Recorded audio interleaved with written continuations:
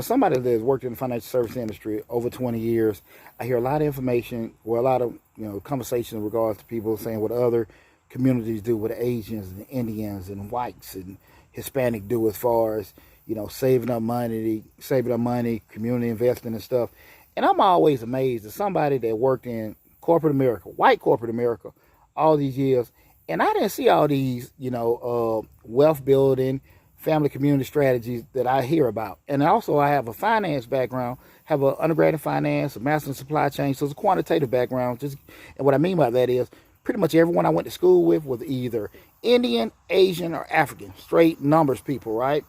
And I'm listening to all this community stuff and stuff. I didn't see this shit. I'm just saying, and I think sometimes we got to get out of what we think other people are doing, especially if you don't know none of the other people outside of just, dealing with them at a gas station or dealing with them at a flea market or certain stores and stuff, just to say, well, Asians do this and Indians do this and, Hispanics do that. That's what the hell they do, and that's fine.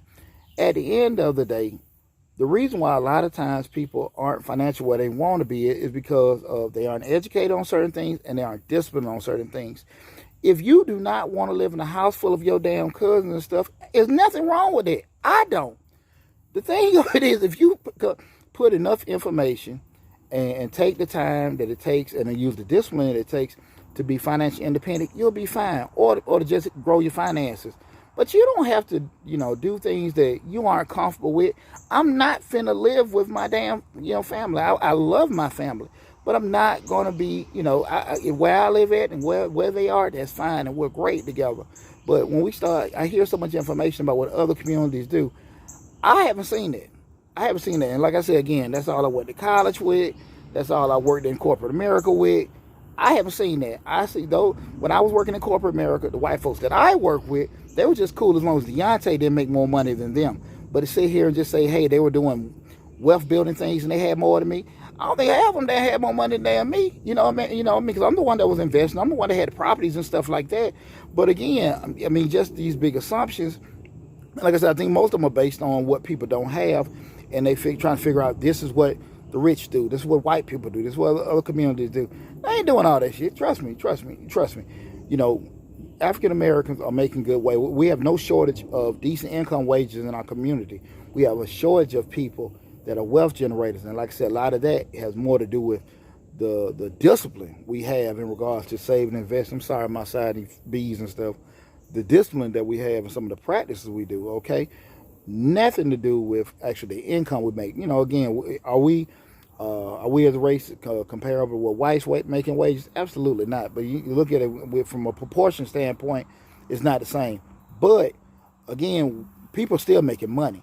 But when you start talking about saving money, acquiring wealth, and doing that takes discipline. It also takes time, right?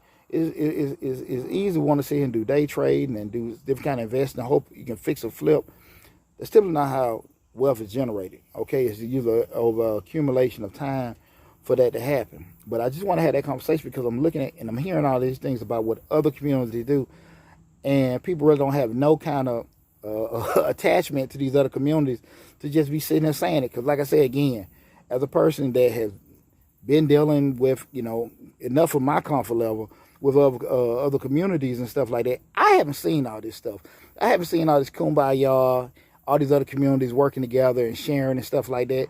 I haven't seen that. I just seen that certain things with them that were stressed more with discipline and then also, hell, they don't have as much damn money as you think they have.